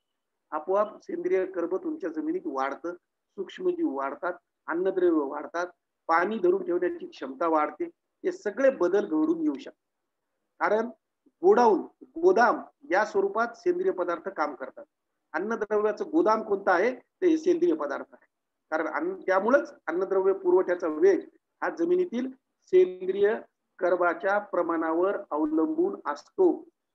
आणि हे जर कमी असेल तर अन्नद्रव्य कमी असतात, म्हणून तुम्ही वरचेवर रासायनिक खतं भरपूर टाकत आहात. बरं, टाकले तरी ते पिकाला मिळत नाहीत, कारण जमिनीत पाहिजे तेवढे सूक्ष्मजीव नाही. किती पाहिजेत? मुठभर मातीमध्ये जगाच्या लोकसंख्येचे जीवाणू असतात. ते आहेत का सध्या? नाही. कारण दिलेल्या खतांचा योग्य वापर होण्यासाठी आणि जमिनीत स्थिर झालेल्या अन्नद्रव्यांचा योग्य वापर होण्यासाठी त्याच जमिनीत रासायनिक आणि जैविक रूपांतरण व्हावं लागतं. आणि हे केवळ सूक्ष्मजीव करू शकतात. तुम्ही पहा, वातावरणात 78% नायट्रोजन आहे, पण पीक डायरेक्ट नाही घेऊ शकत. नायट्रोसोमोनास, नायट्रोबॅक्टर या जीवाणूंना काम करावं लागतं. त्यावेळेस ते हवेतील नत्र नायट्रेट स्वरूपात होतं आणि पिकाला मिळतं. हे तर आपल्या समोर आहे, कारण आपण कडधान्य पिकं घेतो. मग जर असं असेल तर ते प्रत्येक अन्नद्रव्यांच्या बाबतीत देखील आहे. यासाठी सूक्ष्मजीवांची गरज आहे. आज पाहायला गेलं तर हवा, पाणी, अन्न तीनही वरच्या थरात मिळत असल्यामुळे सूक्ष्मजीवांचं सर्वात जास्त प्रमाण हे जमिनीच्या वरच्या 15 सेंटीमीटर मध्ये असतं. मग ही जर माती, हे जर बारीक कण वाहून गेले तर हे सुद्धा प्रमाण कमी होतं. म्हणून जलसंधारण, मृदसंधारण म्हणजे मातीचे जे बारीक कण ज्याच्यावर अभिक्रिया होतात हे सुद्धा सांभाळून ठेवले पाहिजे. आपोआपच अन्नद्रव्याचं देखील संधारण होईल. म्हणून आपल्याला या सूक्ष्मजीवांची काळजी घ्यायची. किती प्रमाणात आपण वापरायला पाहिजे? सूक्ष्मजीव कसे वाढतील? सेंद्रिय पदार्थ कसे वाढतील? याचं साधं आणि एक सोपं गणित आहे की जे काही तुम्ही उत्पादन घेणार आहात त्याच्यातला 1/3 भाग जमिनीला परत द्या. आता तुम्ही म्हणाल परत द्यायचं तर आपण काय खायचं? तसं नाही. जे कणस आहेत ते आपल्यासाठी आहेत, बाकी चारा आहे जनावरांसाठी, आणि खालचे धसकट ज्याला म्हणू, मुळं ज्याला म्हणू, ते जमीन आणि सूक्ष्मजीवांसाठी. आता हा पालापाचोळा तुम्ही उदाहरण पहा. कडधान्य पिकांच्या बाबतीत लक्षात येईल. जीवनक्रम संपला, तूर, मूग, उडीद, सोयाबीन, की त्याची पानं आपोआप गळून पडतात. का पडतात? कारण त्याच्या मुळ्यावर गाठी असतात. त्या गाठीमध्ये जीवाणू असतात. त्या जीवाणूंना परत आमंत्रण जिवंत राहण्यासाठी, पुढच्या हंगामात ते येण्यासाठी निसर्गाने केलेली व्यवस्था आहे. 3 ते 5 टन पालापाचोळा पडतो. म्हणून आपण म्हणतो की बेवड चांगला आहे. कारण काय चांगलं आहे? बेवड का चांगला आहे? म्हणजे दुसऱ्या पिकाला काय सेंद्रिय पदार्थ आहेत, सूक्ष्मजीव आहे, याचा सकारात्मक परिणाम पुढच्या पिकावर होतो. दुसरं तिसरं काही नाही. म्हणून आपण कडधान्य पिकाचं बेवड चांगला आहे असा शब्द वापरतो. याच आधारावर असं सांगितलं गेले की जेवढे काही तुम्ही शिफारस केलेली आहे त्या शिफारशीत अन्नद्रव्यांचा वापर 30% सेंद्रिय खतामधून करा. म्हणजे आपोआप हा उद्देश साध्य होईल, अन्यथा होणार नाही. एक वेळ अशी येईल की आपलं शेत म्हणजे ग्राउंड होईल, ते आपल्याला करायचं. आज तुम्ही पहा की जमिनीतील अन्नद्रव्यांच्या कमतरता या सतत वाढत आहे. दर 10 वर्षाला एक, असं जर तुम्ही विचार केला तर मागच्या 60 ते 70 वर्षामध्ये 6 ते 7 अन्नद्रव्याची कमतरता आपल्या जमिनीत दिसून येत आहे. कोणते? नत्र, स्फुरद, गंधक, जस्त, लोह, बोरॉन. ज्यांच्याकडे माती परीक्षण अहवाल आहे त्यांनी आज आपलं लेक्चर झाल्यानंतर घरी जाऊन पहा, हे त्यांच्या याच्यावर कमी दाखवलेलं आहे की नाही. तुम्हाला लक्षात येईल हे निश्चितच आपल्या जमिनीत कमी आहे. मग जर कमी आहेत तर आपल्याला उत्पादन मिळणार नाही. तुम्ही वरून कितीही प्रयत्न करा, हे मिळणार नाही. हे सगळ्यात महत्वाचं आहे, हे तुम्ही पहा. आणि जर तुम्ही याच्याकडे लक्ष दिलं तरच तुम्हाला लक्षात येईल की आपल्या पिकामध्ये जमिनीमध्ये अन्नद्रव्य कमी असल्यामुळे पिकात येत नाही आणि पिकात न आल्यामुळे उत्पादन वाढत. म्हणून जमिनीतील अन्नद्रव्यांचं संवर्धन करणे आणि पुनर्भरण होईल असेच उपाय अंमलात आणण्याची गरज आहे. आता हे उपाय आपण जर नाही आणले आपल्याला लक्षात येईल की अन्नद्रव्याच्या कमतरता आपल्या जमिनीत कायम राहतील वर्षानुवर्ष. कारण आताच जर तुम्ही हिशोब पाहिला तर असंतुलित खत वापरामुळे मातीत पिकांना आवश्यक अन्नद्रव्य जे आहेत त्याच्यामध्ये नायट्रोजन 89%, फॉस्फरस 80%, पोटॅशियम 50%, गंधक 41%, झिंक 49%, बोरॉन 33%, मॉलिब्डेनम 13%, अशा प्रकारच्या प्रमाणात कमी आहे. हे तुम्ही शेतकरी समजून घ्या की इतक्या टक्के शेतकऱ्यांकडे कमी आहे जमिनीत या शब्दापेक्षा. मग तुम्ही पहा इतक्या शेतकऱ्यांना विशेष प्रयत्न, नियोजन, व्यवस्थापन करावं लागेल तरच हे अन्नद्रव्य मिळेल. कारण आम्ही जे गणित केलंय, जे देश पातळीवर लक्षात आलंय की वापर किंवा जमा अन्नद्रव्य फक्त 24 दशलक्ष टन आहे, परंतु उपसा पिकांच्या घेण्यातून आणि धूप मधून 33 दशलक्ष टन झाला. तर गॅप जो आहे भरपाई करणे किती आवश्यक आहे? 9 दशलक्ष. हे एका वर्षाचं झालं. असं 60 वर्षाचा तुम्ही विचार केला तर किती झाले?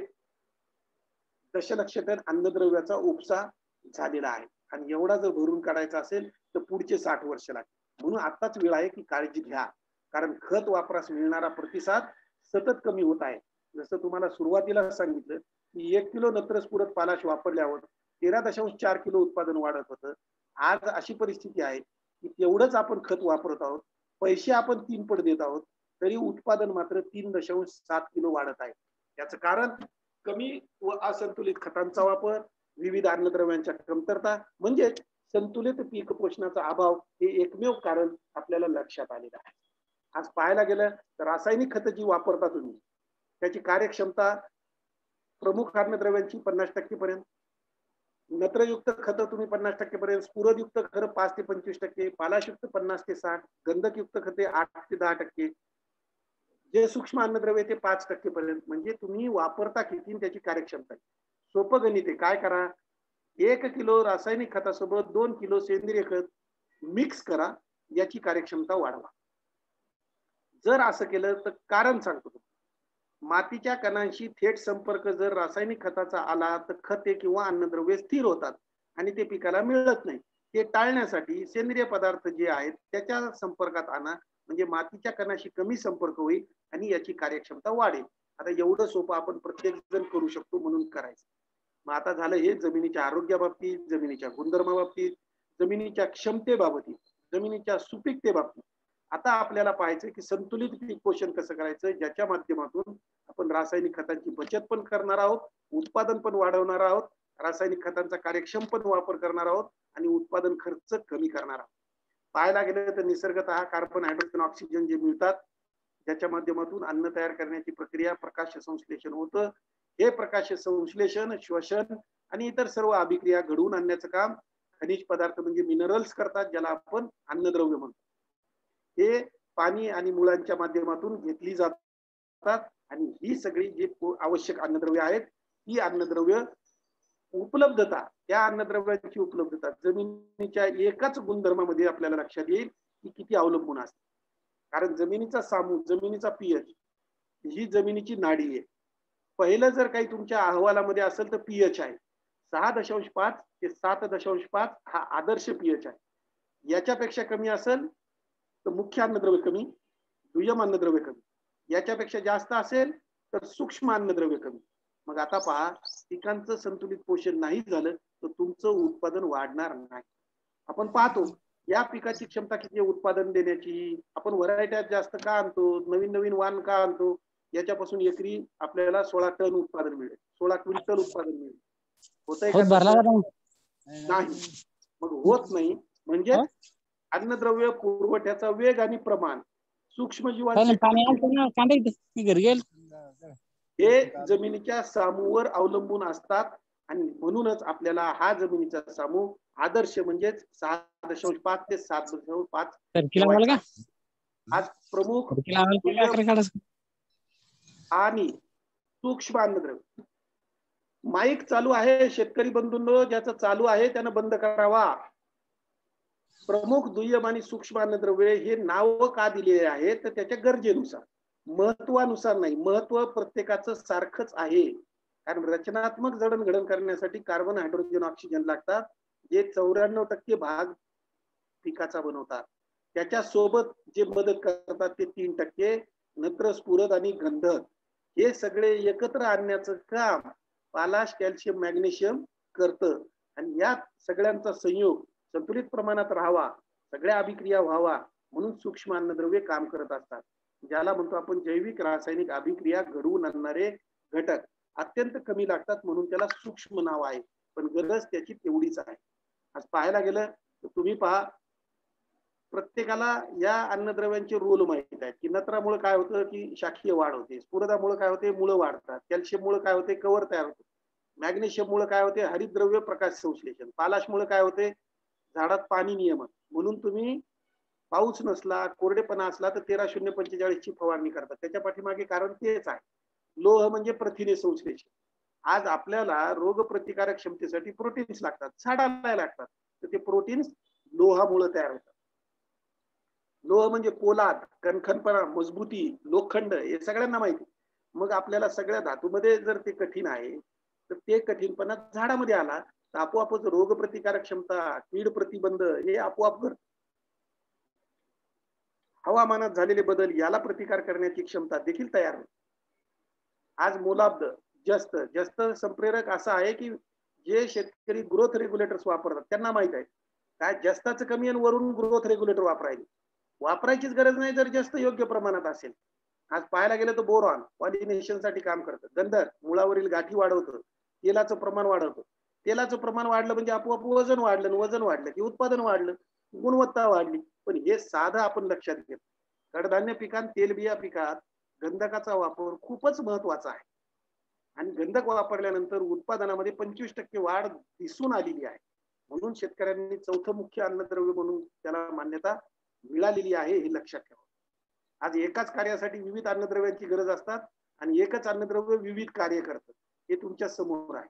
मग जर अशा प्रकारे असेल ही अन्नद्रव्यांची कुटुंब व्यवस्था आहे, प्रत्येकाचं एक स्वतंत्र काम ठरलेलं आहे, एकाचं काम दुसरा करू शकत नाही, पण प्रत्येक जण वेगवेगळं काम करतो हे निश्चित आहे. म्हणून सगळे अन्नद्रव्य संतुलित प्रमाणात मिळालीच पाहिजे, दिल्याच गेली पाहिजे, तरच आपल्याला दर्जेदार उत्पादन मिळेल. आज सूक्ष्म अन्नद्रव्यांच्या बाबतीत तुम्ही थोडा विचार केला तर तुमच्या लक्षात येईल. त्याचं उदाहरण दिले की वाढीच्या आणि विकासाच्या सर्व अवस्थेत सुरुवातीला काय लागतं फेरस, झिंक, मॅंगनीज. व्हेजिटेटिव्ह ग्रोथला काय लागतं ferrous, zinc, manganese, copper, boron. Flowering आणि रिप्रोडक्शन व्हायला काय लागतं फेरस आणि बोरॉन. आणि मॅच्युरिटी साठी कोणतं लागतं कॉपर, मॉलिब्डेनम आणि बोरॉन. आता याच्यावरून विचार करा, हे आपण असं प्रत्येक वेळेस देऊ शकतो का नाही, पण कुठून देऊ शकतो जमीन. मग झाडाला पाहिजे त्या प्रमाणात पाहिजे त्या वेळेस पाहिजे तितकं शोषण करू शकतं जर जमिनीत असेल. म्हणून आपण जमिनीला पीक पोषणाचं माध्यम म्हणतो. म्हणून जमिनीत अन्नद्रव्य उपलब्ध असणं आवश्यक आहे. उपलब्ध नसले तर देणं आवश्यक आहे, त्याच्यासाठी व्यवस्था करणे आवश्यक आहे. कारण आपण पाहतो की अन्नद्रव्यांची सुप्त भूक ही उत्पादनावर अनिष्ट परिणाम करते. या चार्ट मध्ये पहा की एक अशी वेळ येते की कमतरता लक्षणं दाखवतात, डेफिनेटली उत्पादन कमी येणार. पण दुसरी वेळ अशी आहे की लक्षणं दिसत नाही पण पिकाला अन्नद्रव्याची गरज असते, त्याला आपण सुप्त भूक म्हणतो. त्याच्यात उत्पादनात आपल्याला घट दिसते. हे कधी दिसते शेंगा काढल्यावर, बोंड तयार झाल्यावर, म्हणजे हंगाम गेल्यावर. शेंगामध्ये सगळे दाणेच भरले नाही, भरले तर चांगल्या आकाराचे नाही, तर चांगल्या आकाराचे असले तर चांगल्या वजनाचे नाही. हे एवढे जर प्रकार होतात त्याच्यामुळे उत्पादन कमी येते. हे सगळं आपण बाह्य कृत्रिमरित्या सांभाळू शकत नाहीत. म्हणून जमिनीला सशक्त करा, समृद्ध करा, आपोआपच रासायनिक खतांची बचत होते. दिलेल्या रासायनिक खतांचा वापर चांगला होतो, उपयोगिता वाढते, कार्यक्षमता वाढते आणि उत्पादन मिळते. कारण इथं बघा संतुलित पीक पोषण केलं की आपोआप तुम्हाला उत्पादन चांगलं भरपूर दिसत आहे. जेवढी क्षमता आहे तेवढं उत्पादन मिळतं. एखादं जरी अन्नद्रव्य ज्या प्रमाणात कमी आहे त्या प्रमाणात उत्पादनात घट होते, हे सिद्ध झालेलं आहे. म्हणजे 10% जर अन्नद्रव्य कमी असेल तर 10% उत्पादन निश्चित तुमचं घटणार आहे. म्हणून छोट्या छोट्या गोष्टींकडे लक्ष देऊन जमिनीचं आरोग्य राखणे आणि रासायनिक खतांचा वापर करणे आवश्यक आहे. कारण जर रासायनिक खतांचा कार्यक्षम वापर करायचा आहे, ज्याला बॅलन्स, हे सगळं जे आहे ते शेतकऱ्यांपर्यंत पोहोचावं म्हणून आज देशभर 645 कृषी विज्ञान केंद्रात असे कार्यक्रम चालू आहे. प्रत्येक संशोधन केंद्र, प्रत्येक कृषी विद्यापीठात हे कार्यक्रम चालू आहे. शेतकऱ्यांपर्यंत याची माहिती गेली पाहिजे की माती परीक्षण करूनच शिफारशीप्रमाणे खतांच्या मात्रा द्या. तृणधान्य पिकासाठी 4 2 1 नत्रस पूरक पालाश गंधक या प्रमाणात वापर करा. कडधान्य पिकासाठी 1 2 1 या प्रमाणात तुम्ही वापर करा. म्हणजे काय होईल, आपोआपच संतुलित पीक पोषण होण्यास मदत होईल. रासायनिक खते फेकून देऊ नका. पाऊस पडलेला आहे टाकून द्या किंवा पाऊस पडणार आहे म्हणून फेकून द्या, असं अजिबात करायचं नाही. पेरणी करूनच खत द्यायचे आहे. नत्रयुक्त खते, सूक्ष्म अन्नद्रव्ययुक्त खते, द्रवरूप खते जे काही मिळतात हे फवारणी करून आणि वाढीच्या संवेदनशील अवस्थेत द्या. तुम्हाला वेळ आहे म्हणून द्यायचं नाही, झाडाला पाहिजे त्यावेळेस द्यायचं आहे. आज आपण युरिया म्हणतो, 50 किलो युरिया वापरल्यापेक्षा 5 किलो फवारणीच्या माध्यमातून गरज भागते, पण आपण मागे लागतो की 50 किलोच टाकायचा, फेकून द्यायचा, आपोआप होईल. असं होत नाही. उलट फवारणीद्वारे एकरूप पद्धतीने फॉर्म त्याची फवारणी होते आणि आपल्याला उपयोग होतो. नाहीतर तुम्ही टाकलेल्या नत्रयुक्त खतामुळे पिकं कवळीलच होऊन किडींना आमंत्रण होतं आणि मग पुन्हा दुष्टचक्र चालू, पुन्हा फवारण्या चालू, पुन्हा कीड चालू, पण पिकावर वाईट परिणाम व्हायचा तो होऊन जातो. ज्यांना शक्य आहे त्यांनी बीबीएफच्या माध्यमातून करा. ज्यांना बीबीएफ शक्य नाही त्यांनी 1.5 फरो तयार करायच्या जमिनीवर पिकामध्ये क्षेत्रीय आणि मग पेरणी करा. ज्यांना शक्य आहे, हळद आहे, अद्रक आहे, कापूस आहे, सोयाबीन देखील बीबीएफ वर ड्रीपच्या माध्यमातून घेतलं. आज असं रेकॉर्ड आहे आपल्याकडे 18 क्विंटल उत्पादन बुलढाण्याचे शेतकरी सोयाबीनचं घेत आहेत. विचार करा, ठिबक सिंचनाद्वारे खत दिले तर कार्यक्षमता वाढते, मोजून खत पाणी दिलं जातं, वापसा परिस्थिती राहते आणि उत्पादन वाढतं. हे लक्षात आलेलं आहे, सिद्ध झालेलं आहे. कारण 3 पट कार्यक्षमता जर खतांची वाढवायची असेल तर ड्रीपचा वापर करायचा. कारण ठिबक सिंचनद्वारे जमिनीत खते दिल्यास अन्नद्रव्यांची उपलब्धता आणि कार्यक्षमता वाढते. तुम्ही पहा, चित्रामध्ये दिसत आहे तुम्हाला की पहिला प्रकार म्हणजे खत जमिनीतून द्या आणि पाणी पाटाचं द्या. दुसरा प्रकार म्हणजे तुम्ही ड्रीपनं पाणी द्या आणि खत जमिनीतून द्या. आणि तिसरा प्रकार, खतच तुम्ही ड्रीपच्या माध्यमातून आणि पाणी सुद्धा ड्रीपच्या माध्यमातून दिलं तर कशा प्रकारे प्रत्येक मुळाला, प्रत्येक मुळांच्या सानिध्यात अन्नद्रव्य जातात आणि पिकांचं पोषण संतुलित प्रमाणात, योग्य प्रमाणात होत जातं. आणि आपोआपच ड्रीपचा जरी खर्च लागला तर तरीही उत्पादन मात्र तुम्हाला फायदेशीरच ठरतं. हे असं नाही तर संशोधनाअंती सिद्ध झालेलं आहे. आज आपण पाहतो की जमिनीवर कोरड्यात फेकून देण्याची जी पद्धत आहे ती चुकीची आहे. ओलावा असल्याशिवाय द्यायचंच नाही, म्हणजे वापसा परिस्थिती. एकच लक्षात ठेवा, सतत पिकाच्या पूर्ण जीवनक्रमात वापसा परिस्थिती असल्यास आपल्याला खतं कमी लागतात, उत्पादन चांगलं होतं. आज किती शेतकरी आहेत की जे आवरणयुक्त खतं, ब्रिकेट्स म्हणजे कोटेड फर्टिलायझर्स म्हणजे sulphur coated urea, boronated single superphosphate, zincated urea वापरतात. कोकणामध्ये ब्रिकेट्सची पद्धत आहे, भातासाठी वापरतात.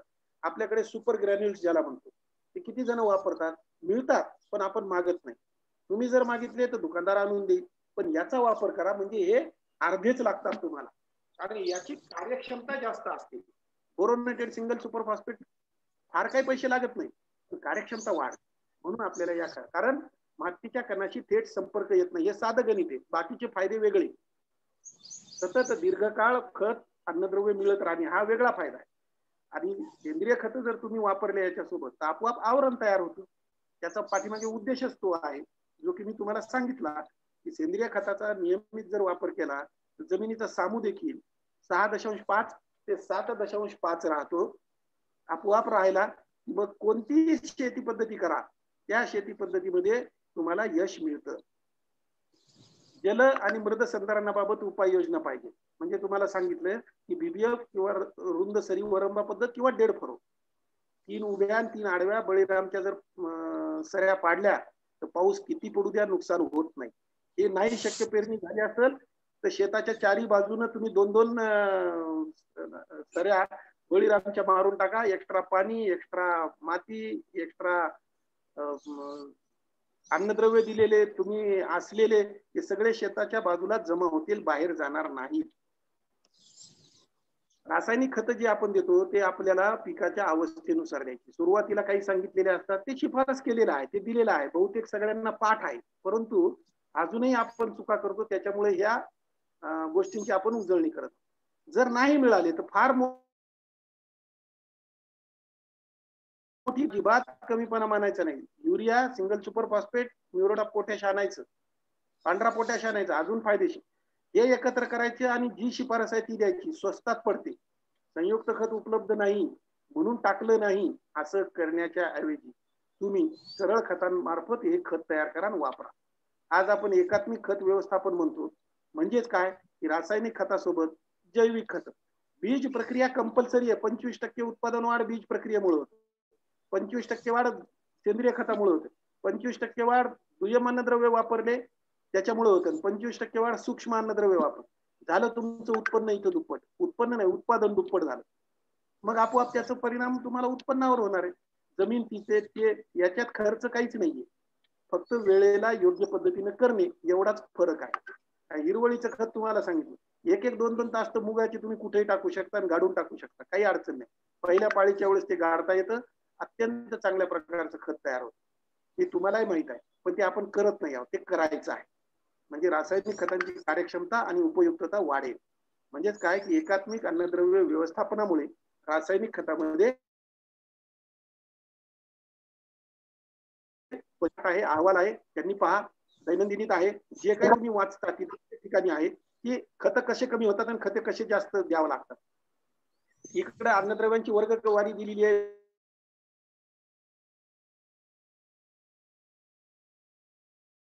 अत्यंत जास्त हे सगळं तुमच्याजवळ आहे.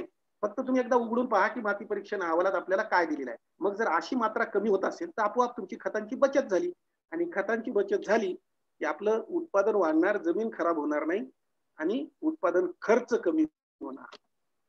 म्हणून आपल्याला एकमेव एक आता जो पर्याय सांगितला जातो, सगळे तुम्हाला सांगतात, त्या सगळ्यांना एकच आहे की जमिनीचं आरोग्य चांगलं राहिलं पाहिजे. त्याच्यासाठी पर्याय आहे एकात्मिक अन्नद्रव्य व्यवस्थापन. कारण सध्याच्या परिस्थितीत जमिनीच्या आरोग्यासोबत संतुलित पीक पोषण हा महत्वाचा परवलीचा शब्द आहे.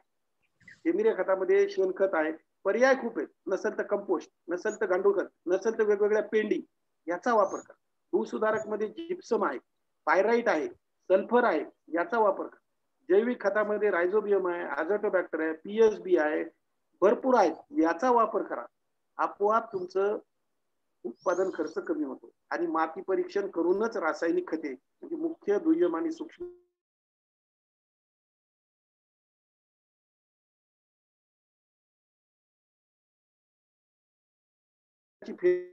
फेरपालट दिसत आहे. आपोआपच खालचा थर आणि वरचा थर हे तुम्हाला लक्षात येतं.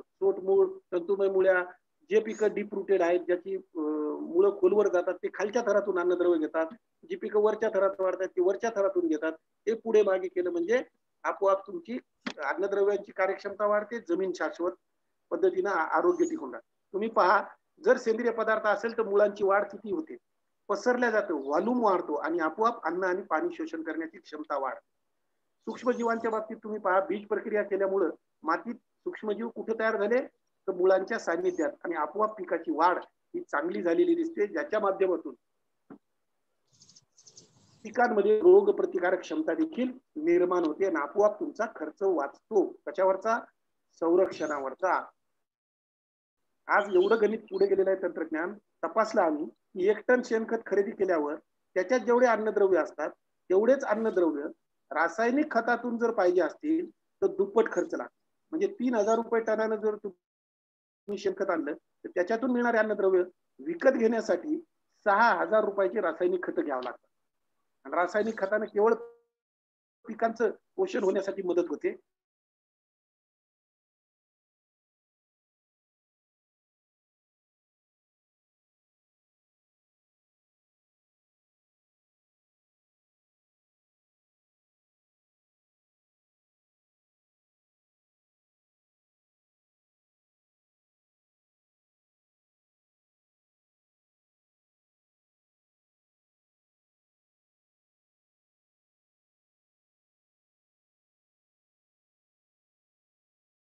प्रक्रिया वाढली, कार्बन नायट्रोजन CN रेशो सुधारण्यास मदत होते आणि जमिनीचा सामू योग्य प्रमाणात राहतो. आज जीवाणू खत कोणते वापरायचे तर तुम्हाला माहित आहे, पिकानुसार मिळतात ते तुम्ही मागा, प्रत्येक ठिकाणी शासकीय संस्थांमध्ये उपलब्ध आहे.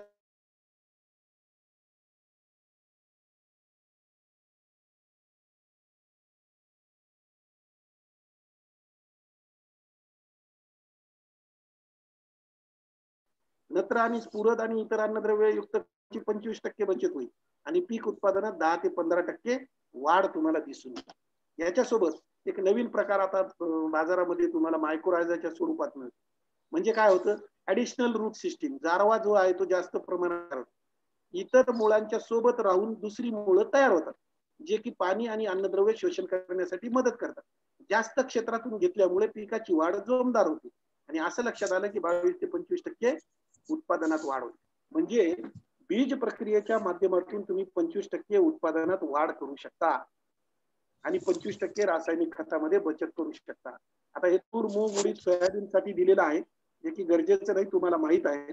फक्त ऍडिशनल गोष्ट आहे की जैविक खतांचा वापर करताना बीज प्रक्रियेसाठी मॉलिब्डेनम याचा वापर करा.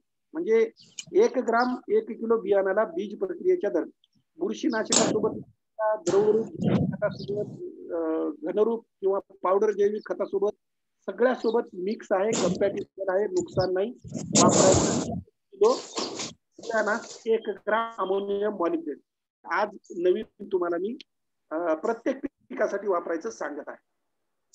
हे पिकांना नंतर स्फुरद पालाश किती लागतं त्याचे आकडे दिलेले आहेत. अर्धी मात्रा, नंतरची मात्रा कधी द्यायची. एक लक्षात ठेवा, सर्वसाधारण पद्धतीनं कोणत्याही जमीन असू द्या, कोणीही शेतकरी असू द्या, कोणतंही पीक असू द्या, 100 किलो निंबोळी पेंड प्रति एकरी वापरायला सुरुवात करा. 2 वर्षामध्ये 3 वर्षामध्ये तुमच्या अर्ध्या अधिक अडचणी दूर होतील.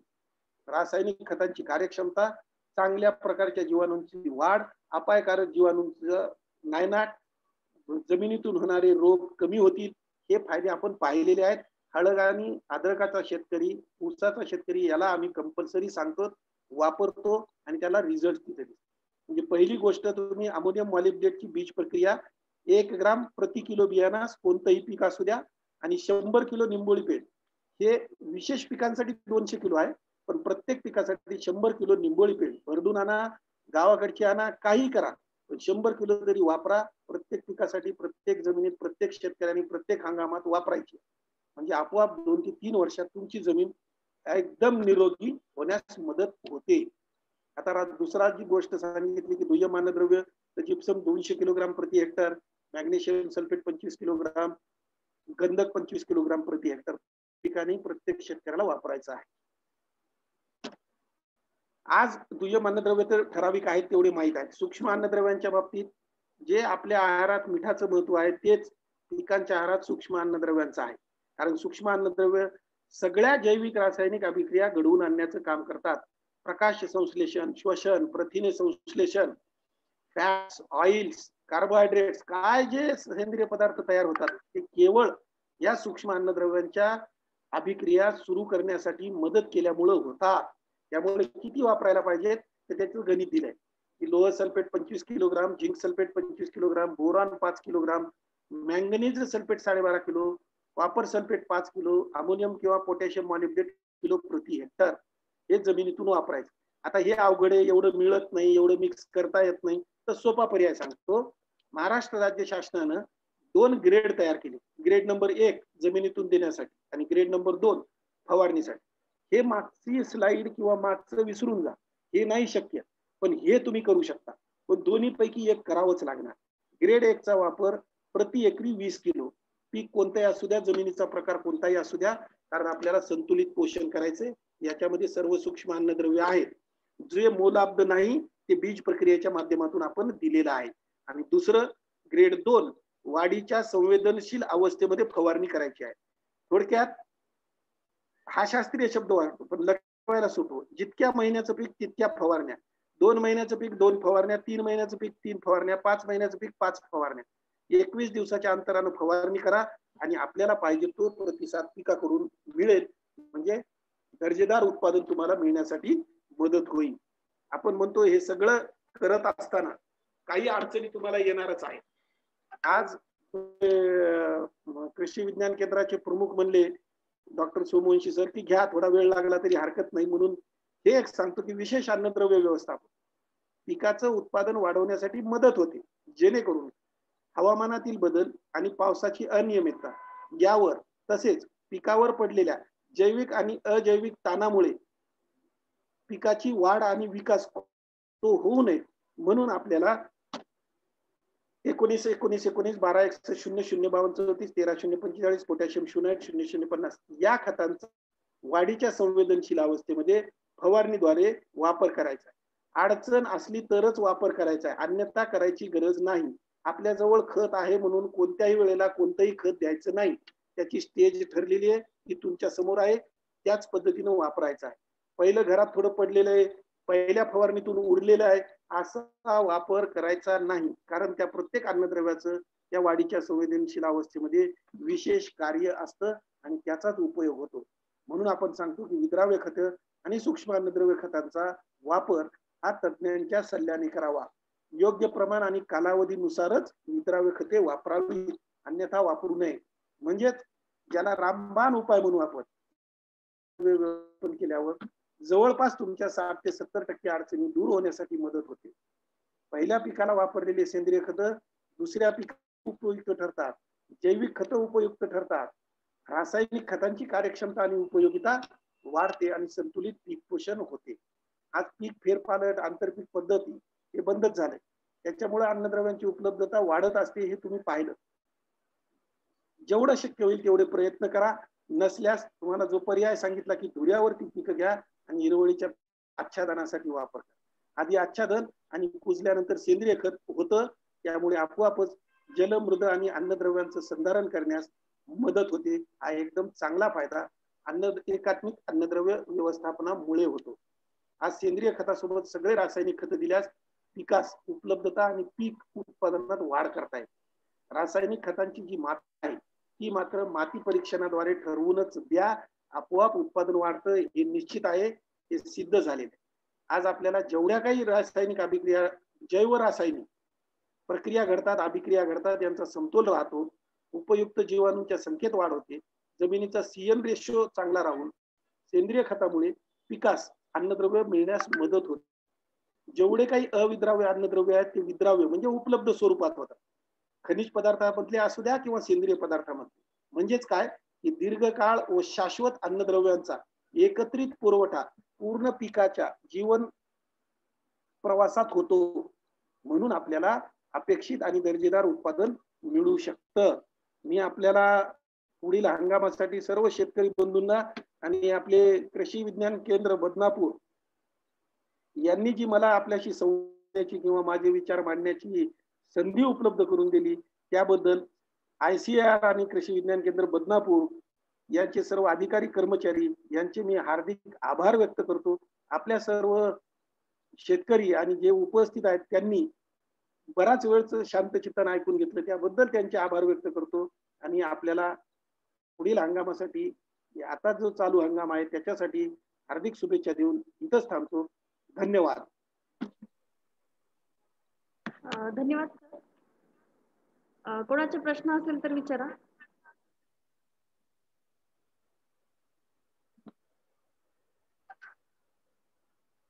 प्रश्न आहेत का कोणाचे?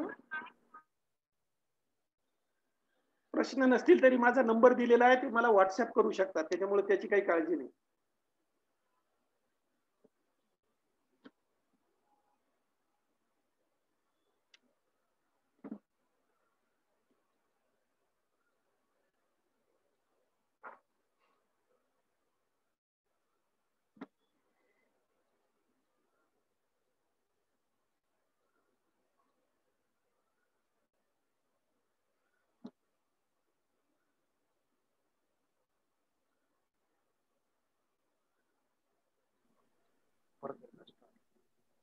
आज कौसडीकर सरांनी अत्यंत सुंदर असं मार्गदर्शन केलेलं आहे आणि यामध्ये जमिनीचे प्रमुख अन्नद्रव्ये, त्याचे कार्य, जमिनीच्या आरोग्यविषयक समस्या, माती परीक्षणाचे महत्व, उत्पादनाचा दर्जा वाढवण्यासाठी खतांचा योग्य वापर, आणि जमिनीच्या सुपीकतेसाठी विशेष प्रयत्न करावेत असेही सांगितले आणि अन्नद्रव्याची कमतरता व त्यामुळे होणारे आजार यावरही सरांनी मार्गदर्शन केलं आणि शेवटी सरांनी विशेष अन्नद्रव्य व्यवस्थापन याविषयी अत्यंत सुंदर असं मार्गदर्शन केलेलं आहे.